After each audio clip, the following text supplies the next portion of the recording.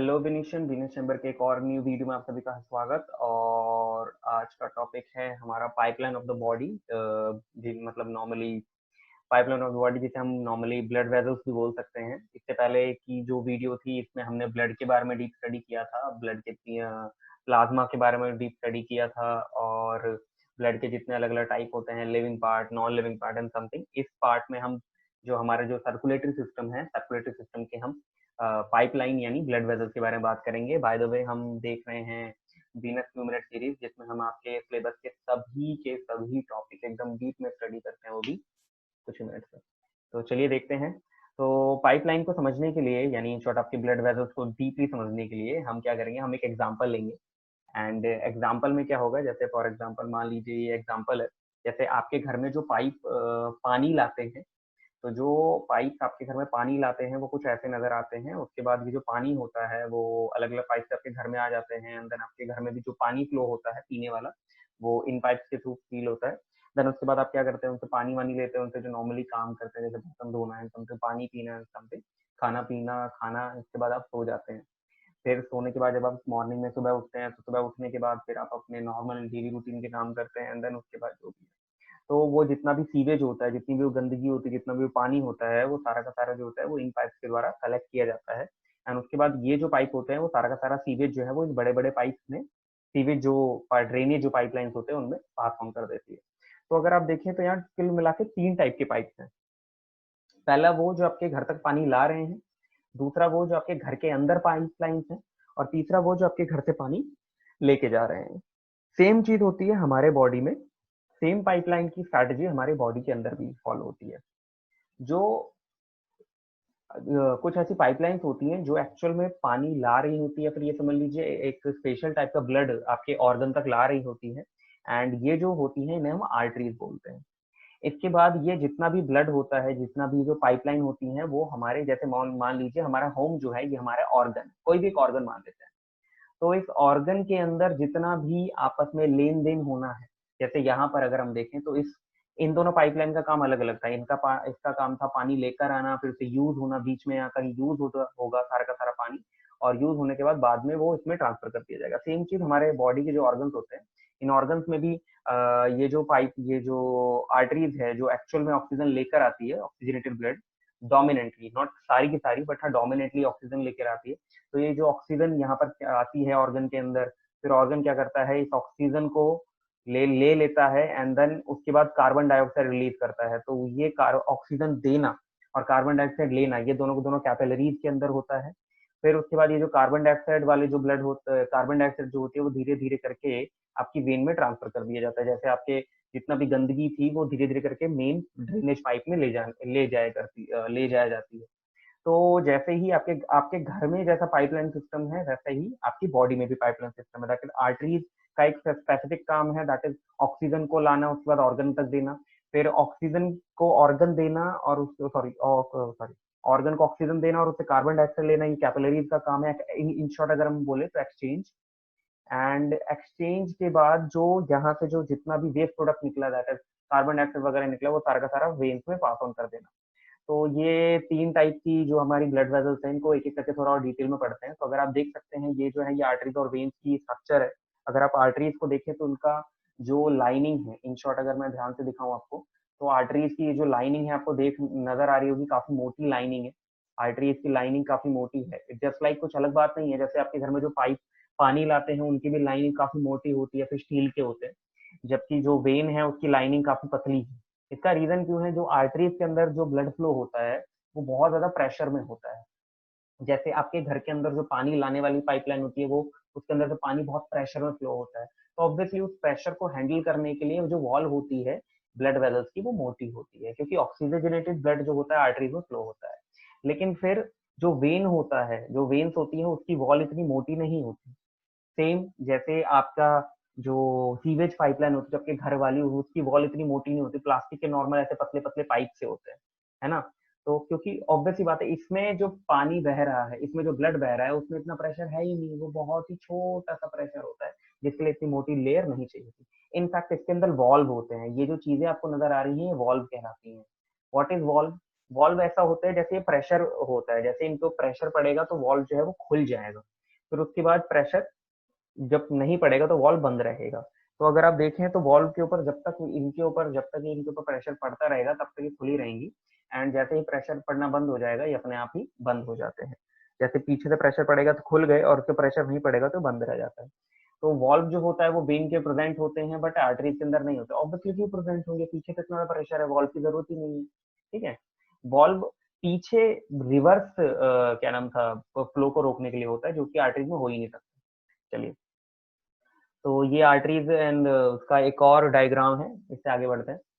फिर बात करते हैं कैपिलरीज की। तो कैपिलरीज को अगर हम डीप में पढ़ें तो व्हाट इज कैपिलरीज, कैपिलरीज का काम क्या होता है, जैसे कोई भी ऑर्गन होता है, जैसे आर्टरीज लेकर आई ब्लड, ब्लड के अंदर भरी हुई थी ऑक्सीजन, लेट से ऑक्सीजन या फिर जो भी भरा हुआ था, वो अब धीरे धीरे करके लेट से मान लीजिए ऑर्गन है, कोई भी एक ऑर्गन है, लिवर है आपका, मसल्स हैं, कोई भी है, तो यहाँ से सारा का सारा ऑक्सीजन जो है वो सारी की सारी ऑक्सीजनेटेड वाली जो ब्लड वेसल्स हैं वो धीरे धीरे जाके धीरे धीरे करके आगे जाके फैल गई, पतली होती गई पतली होती गई, और उसके बाद ये इतनी पतली हो जाती है कि अब ऑर्गन के टिश्यूज और इनके बीच में गैप होता ही नहीं। तो यहाँ से काम स्टार्ट होता है कैपिलरीज को, जब इतनी पतली हो जाती है तो उन्हें कैपिलरीज बोलते हैं। फिर कैपिलरीज के अंदर क्या काम होता है, जैसे मान लीजिए ये जो है ये आपके उस ऑर्गन के सेल हैं। अब इसकी दिक्कत क्या होती है कि ये करता है रेस्पिरेशन, रेस्पिरेशन हम आगे पढ़ेंगे, बस ये समझ लीजिए, ये जब रेस्पिरेशन करता है यानी जब ये सांस लेता है, तो देखिए सांस लेने के लिए पहली चीज तो इसे चाहिए ऑक्सीजन, और सांस छोड़ने के टाइम पे ये छोड़ेगा कार्बन डाइऑक्साइड। तो इसे दोनों ही चीजें चाहिए, इसे ऑक्सीजन भी चाहिए और कार्बन डाइऑक्साइड छोड़ने की जगह भी चाहिए। तो ये कमी पूरी करते हैं ब्लड। कैसे, ब्लड, ये जो ब्लड आया है ये ब्लड आया है किसके साथ, ये ब्लड आया है इसके साथ, आरबीसी के साथ। हम सभी जानते हैं आरबीसी के अंदर क्या होती है, आरबीसी के अंदर होती है ऑक्सीजन, आरबीसी के अंदर क्या होती है, आरबीसी के अंदर होती है ऑक्सीजन भरमार। तो यानी इन शॉर्ट ये जो है इनके अंदर ऑक्सीजन भरी पड़ी होगी। चलिए ठीक है, तो ऑक्सीजन आ चुकी है, और ये जो है इस सेल को कार्बन डाइऑक्साइड छोड़नी भी है। तो ये क्या करता है, कार्बन डाइऑक्साइड, अब देखिए होगा बड़ा सिंपल सा चीज, जिसे हम बोलते हैं डिफ्यूजन। क्या बोलते हैं, डिफ्यूजन। डिफ्यूजन क्या होता है, हर चीज जो जहां ज्यादा है वहां से कम की ओर ट्रेवल कर जाएगी। जैसे कार्बन डाइऑक्साइड सेल के अंदर ज्यादा है तो सेल से ब्लड में आ जाएगा, और ऑक्सीजन ब्लड के अंदर ज्यादा है वो अपने आप ही ब्लड से सेल में आ जाएगी। तो सिंपल सी बात है, रेस्पिरेशन के दौरान इन शॉर्ट जो सेल को ऑक्सीजन लेनी थी वो इसमें ब्लड से ले ली, और जो कार्बन डाइऑक्साइड छोड़नी थी वो ब्लड में ही छोड़ दी। ठीक है, तो इससे क्या हुआ, दैट इज ये सारा का सारा इन शॉर्ट ब्लड में धीरे धीरे करके कार्बन डाइऑक्साइड बढ़ती जाएगी बढ़ती जाएगी बढ़ती जाएगी। तो ये कार्बन डाइऑक्साइड वाला जो ब्लड है वो यहाँ से कैरी कर लिया जाएगा। अब यहाँ से ये स्टार्टिंग में कैरी किया जाएगा तो कैपिलरीज होंगी, लेकिन ऑर्गन के बाहर आने के बाद ये बन जाएगी वेन्यूल। वेन्यूल यानी आर्टरी, सॉरी वेन्स का छोटा वाला पार्ट। फिर ये बहुत सारे वेन्यूल मिल मिलकर ये वेन्स बनाएंगे, एंड फाइनली ये वेन में कन्वर्ट हो जाएगी। तो आपको नजर आ रहा होगा दैट इज आर्टरीज और वेन्स और कैपिलरी तीनों ही कनेक्टेड है, बस इनके रोल पे डिपेंड करता है। आर्टरीज के अंदर ऑक्सीजन वाला ब्लड जो होता है कैरी होता है, फिर वो छोटी छोटी पतली पतली उसमें टूटती हैं जिसे हम आर्टरियोज बोलते हैं, और पतली पतली हो जाती हैं जब ऑर्गन के अंदर तक घुस जाती है तो उन्हें कैपिलरीज बोलते हैं। कैपिलरीज के अंदर एक्सचेंज होता है, दैट इज ऑक्सीजन देना कार्बन डाइऑक्साइड लेना, इन शॉर्ट आप एक्सचेंज समझ लीजिए। तो एक्सचेंज होने के बाद वापस में जितना कार्बन डाइऑक्साइड वाला या फिर जो भी मटेरियल होता है वो वापस मिल मिलकर वापस वेन बना लेता है, और ये यही होता है आपकी कैपिलरीज। कैपिलरीज का काम होता है मेनली, कैपिलरीज का काम होता है एक्सचेंज करना। क्या करना, एक्सचेंज करना मटेरियल का, इसी के अंदर इसके बीच में एक्सचेंज होता है। एंड ये है आपकी ब्लड वेसल्स। अब बस इन तीनों के बीच में एक बार और डिफरेंस और देख लेते हैं, आर्टरीज वेन्स एंड कैपिलरीज के बीच में, एंड दैट्स इट। तो डिफरेंस क्या होता है आर्टरीज वेन एंड कैपिलरीज में, arteries blood vessels that carry blood from ये हम डेफिनेशन बाद में पढ़ेंगे, अभी के लिए बस ये डेफिनेशन याद रखिए। आर्टरीज क्या होती है, blood vessels that carry blood from the heart. वो ब्लड वेसल, जैसे मान लीजिए ये हार्ट है, ब्लड से इमेजिन करते हैं ये आपका हार्ट है, तो जो ब्लड वेसल हार्ट से ब्लड को लेके जा रही है उन्हें हम बोलते हैं आर्टरीज। क्या बोलते हैं, आर्टरीज, याद रखिएगा। लेकिन जो ब्लड वेसल हार्ट तक ब्लड को लेकर आ रही है उसे हम बोलते हैं वेन। क्या बोलते हैं, वेन। और जो ब्लड वेसल इन दोनों के बीच में है उन्हें हम बोलते हैं कैपिलरीज। बट कैपिलरी पे ज्यादा ध्यान नहीं देंगे, और इन शॉर्ट ये है आपका हार्ट। चलिए अब याद करते हैं। तो आर्टरीज वो होती है जो हार्ट से ब्लड को लेके जा रही है, इसकी वॉल थिक होती है। ठीक है, एंड उसके अलावा ऑब्वियस सी बात है वॉल थिक क्यों होती है, क्योंकि ना हाई ब्लड प्रेशर मेंटेन करना होता है, नैरो ल्यूमन, अच्छा ल्यूमन क्या होता है मैं एक बार समझा देता हूँ। जैसे फॉर एग्जांपल ये आपकी ब्लड वेसल है, तो ब्लड वेसल की ये जो कैविटी है ना, जितना ये जो होल है इन शॉर्ट, जितना मोटा या पतला होता है इसे हम बोलते हैं ल्यूमन।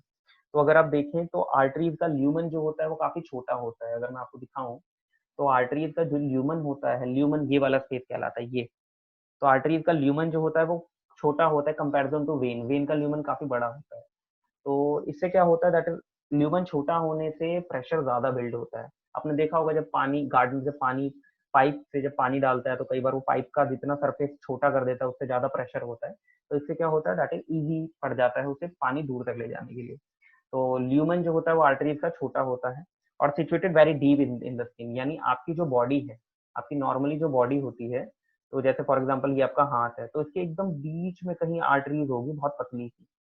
ठीक है, चलिए अब बात करते हैं वेन की। तो वेन जो होता है वो ब्लड वेसल होते हैं जो कि हार्ट तक ब्लड को लेकर आती हैं, हम ऑलरेडी बात कर चुके हैं। इसकी वॉल काफी थिक होती हैं क्योंकि इनके अंदर प्रेशर जो होता है ब्लड का काफी लो होता है, तो वॉल की ज्यादा जरूरत नहीं होती। वाइड ल्यूमन होता है, यानी काफी मोटा स्पेस होता है, इनका जो ल्यूमन होता है काफी वाइड होता है। सिचुएटेड सुपरफिशियली ऑन स्किन, यानी जो वेन्स होती हैं वो आपके जो ब्लड, आपके जो हाथ वगैरह होता है उसके ऊपर ही प्रेजेंट, आपने देखी होगी नीली नीली करके कलर की नसें, वो वेन की होती है। बात करते हैं कैपिलरीज की, तो कैपिलरीज बहुत सिंपल है, blood vessel that allow material exchange between the blood and surrounding. इसका काम बड़ा सिंपल सा है, इसका काम है एक्सचेंजिंग का। यानी ब्लड वेसल्स जो होती हैं इसके आसपास अगर आप देखें तो ये जो ब्लड वेसल्स होती है जो सेल्स के आसपास रहती हैं इन्हें हम कैपिलरीज बोलते हैं। इनका काम होता है एक्सचेंज करना। वेरी थिन वॉल्स, इनकी वॉल्स काफी थिन होती है, ऑब्वियसली पूरी ब्लड वेसल ही थिन है तो ये भी थिन ही होंगी। बहुत कम प्रेशर होता है, एक्सट्रीमली नैरो, बहुत पतली होती है तो ल्यूमन भी नैरो ही होगा। और ये टर्मिनल्स होते हैं आर्टरीज और वेन्स के टर्मिनल में पाई जाती है। अब देखिए याद करने का तरीका देखिए, वेन्स और कैपिलरीज के, वेन्स और आर्टरीज एक्चुअल में अगर आप देखें तो वेन्स जो होती हैं वो नहीं होती सिर्फ जो कि ऑक्सीजन कार्बन डाइऑक्साइड कैरी करती है, और आर्टरीज वो नहीं होती जो ऑक्सीजन कैरी करती है, इनकी डेफिनेशन अलग होती है। वेन वो ब्लड वेसल्स होते हैं जो हार्ट तक ब्लड को लेकर आती है, और आर्टरीज वो होती है जो हार्ट से लेकर जाती है। एंड ये हम बाद में देखेंगे ऐसा क्यों होता है, बट अभी के लिए इनको दोनों को याद करने का तरीका याद कर लीजिए, दैट इज वाह। It is VHA, not VAH. Wow. That is V for vein, H, H for heart, and A for artery. Wow. V for vein, V for vein, H for heart, and A for artery. इससे आपको याद रहेगा कि कौन सी की किसकी क्या direction है। जो वाक्य बोलने की डायरेक्शन है वही इनकी चलने की डायरेक्शन है। वी यानी वेन से हार्ट तक ब्लड लाना और हार्ट से आर्टरी तक लेके जाना। ये आपका चीट कोड है, हमेशा याद रखिएगा। एंड ये है आपका पूरा ब्लड वेसल्स। आशा है आपको समझ में आया होगा।